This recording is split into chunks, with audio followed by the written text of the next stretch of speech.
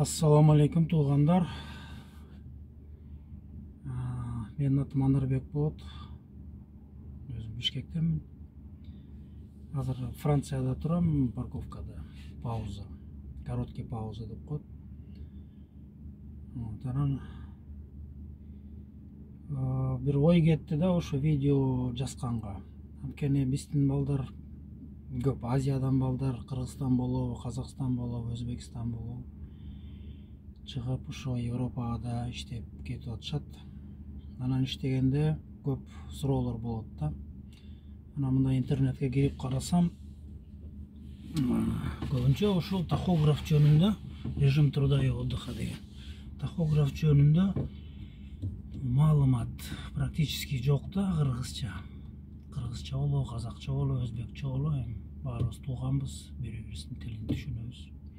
Ошондуктан видео жазайын дедим. Жалпы баарыңарга салам. Режим труда и отдыха деген ал эмне деген? Ал деген ушул европейская норма режим труда и отдыха атайын статья бар. На основании ошол статья менен любой водитель ошол режим менен иштеш керек да. Бул деген көбүнчө профсоюздар уюштурулганда водитель иштеп, анан дагы эс алыш үчүн депчи. Бизде эмес, Кыргызстан, Казакстан эмес иштегенде менен 7-тен баштап 7-ге чейин рулдан чыкпай дегенде жок. Биякта сөзсүз адам баласы эс алыш керек депчи. Ошон үчүн алар тахограф дегенди киргизген. Бир нече 10 чакты жылдай болду ошол тахограф деген киргизилген. А дегенде бумажный болчу, азыр цифровой деп коет тахографтар. Карта водителя болот, ар бир водительде ал жөнүндө башкача ролик жазам. Азыр болсо кыскача тахограф жөнүндө жазам. Тахограф деген эмне? Тахографтын негизи бир где-то эки түрү болот да. Мен көргөнүмчө эки түрү болот. Особенно ВДО деп коет тахограф. Анан бириси бири-биринен айырмаланганы, принцип работы деген өзүнүн иштеген принциби бирдей эле, фактически бирдей. Айырмаланганы кнопкалар менен айырмаланат да, анан кийин кассета, кагаз сабатылган кассета для записи ошол бар. Анда эле ролик болот, жазам. Анан азыр болсо мен азыр иштеп атканым Actros, Mercedesтерде көбүнчө ВДО деген тахограф турат, модель мен азыр көрсөтөм сизге.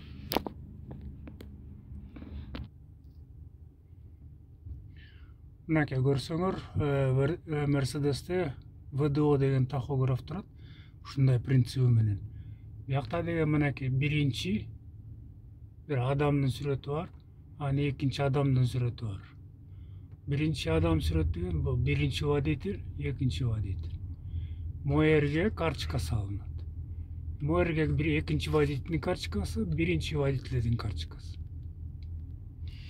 Эгерде бир эле водитель болсо, моерге саласыз, ошо менен иштей бересиз. Экинчи водитель болсо, экинчи водитель биягына салат карточкасын. Карточка салынганда кийин дагы көрсөтөм кандайынан салыныш керек. Бул кнопка жөнүндө. Могу эки кнопка. Бул деген кнопка режим труда, ошону өзгөртөт. Бир жолу басып койсо, режим өзгөрүлөт. Режим труда и отдыха дегендерден канча вид болот? 4 вид болот. Кыска басканда режим труда өзгөрүлөт.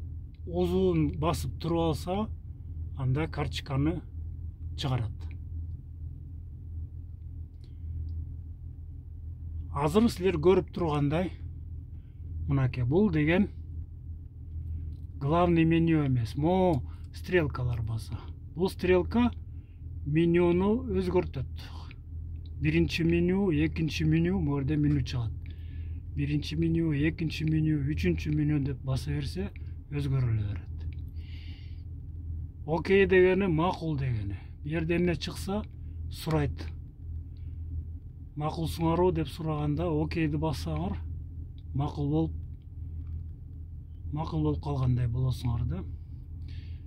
Аны сураганда жок деп башка бир ойдо болсоңор, анда мов стрелка деген обратный дегенди бассаңар, кайра эле обратно кетесиңер. То есть макул болбой, нет макул эмесмин дегендей болот.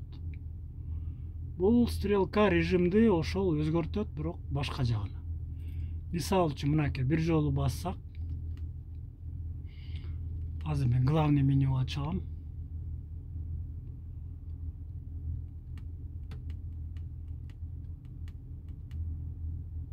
Мынакей, азыр биз главный менюдабыз. Главный меню, основной меню ушул эмнени көрсөтүп атат. УТС деген бул европейский саат менен деп турат. Европейский саат 14:29, 14:30 азыр. Число, ай, жыл.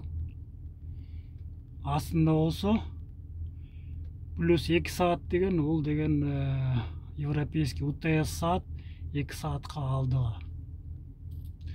Мынакей режимди кандай которобуз? Режимди астага бир жолу басканда тил, выбрать язык дейт. Окейди бассаңыз, мына тилдер чыгат. Русский, анан биякта ылдый бассаңар өзгөрүлө берет. Мынакей. Словения, башка языктар чыга берет да. Турция, Молдова, Болгария, тиги. Анан кайра эле мына кайра чыгам десеңиз, чыгып коесуңар. Экинчи меню. Вызвать главное меню. Кайрылыш керек. Мынакей вызвать, мына кайра чыктыңар.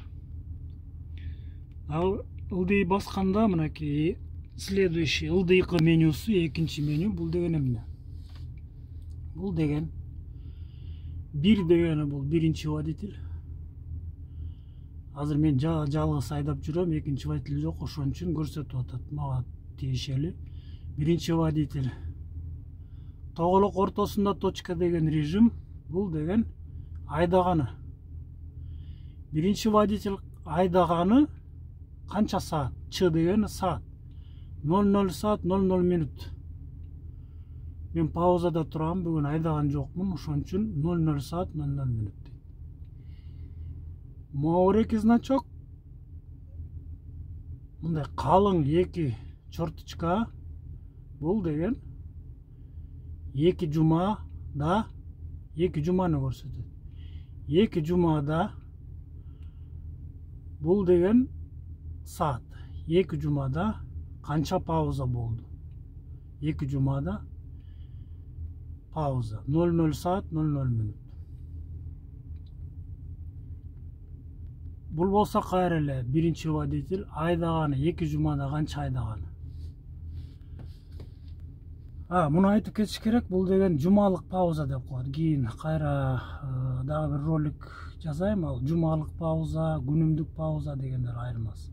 Жумалык пауза бу жерде көрсөтүп атат, кереги жок мага 00. Мен анткени жумалык паузаны уже жазадым, ошон үчүн мага кереги жок, 00 деп турат.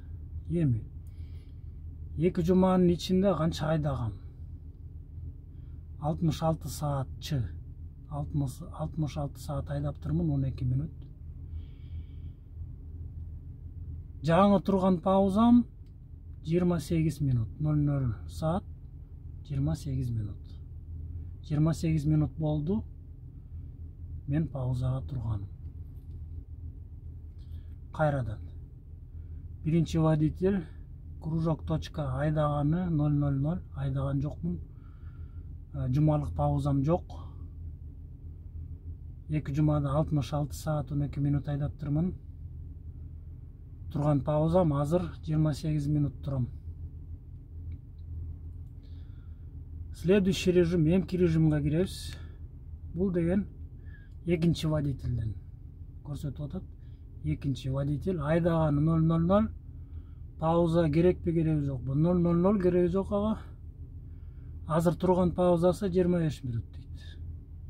1 минут айырмада. Бул болсо кайра эле главный меню.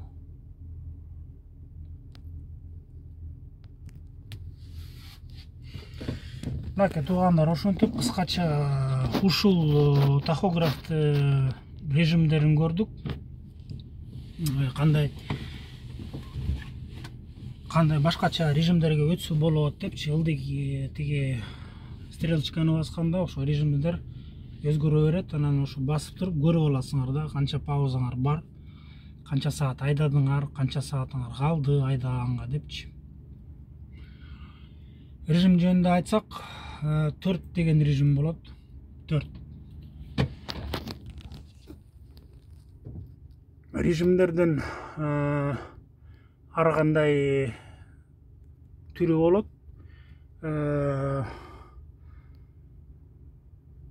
Стульчик деген, табуретка деген же стульчик деген көрсөтөт. Мынакей мен көрсөтөм азыр. Мына морде табуретка көрсөтүп атпайбы, кички мынакей табуретка окшогон. Бул деген пауза. Бул деген пауза, мынакей пауза. Бул саат, бул пауза. Мол деген карточка көрсөтөт. Ушул карточка паузада турат деп көрсөтүп атат да азыр главный меню. Анан айдаганда могу кружок мояка келип калат да, анан ушул карточка айдап атат деп көрсөтүп калат да. Анан мындай крестик болгон балка бар, 2 балка, ал деген молоточки деп коет.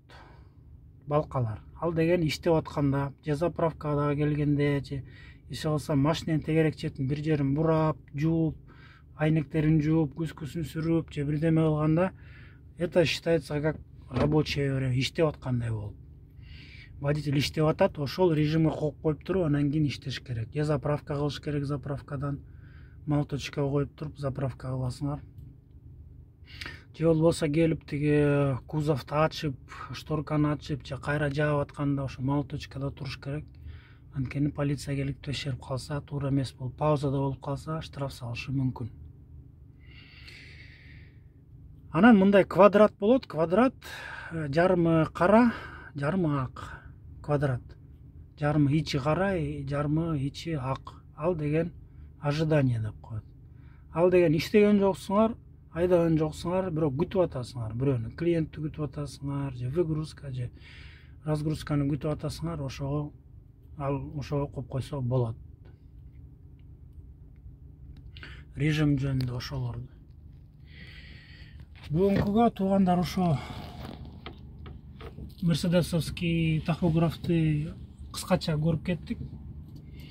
Эмкиде да экинчи түрү тахограф бар, анысы кичине жеңилирээк, оңоюраак, көрсөткөнү жакшы көрсөтөт. Тигил тахограф, тиги көрсөтүп турган тахограф мага жагат, анткени ал тахограф бүт көрсөтөт. Канча саатыңар калды, канча отдых, неделный отдых болобу, эмне болот көрсөтүп турат да. 9 саат паузабы же 11 саат паузабы депчи. Рахмат барыңарга туугандар. Если могу видео силерге пайдалуу болсо, анда лайк басып, комментарий жазгыла. Суроо болсо суроо бере бергиле. Силерге жооп бергенге умтулам. Жардам берип, ушул Европадан иштеп, туугандарыбызга кам көргөнгө жардам берели бири-бирибизге. Ошон үчүн видеону жаздым. Мейли туугандар, ден соолукта болгула, баарыңарга ак жол.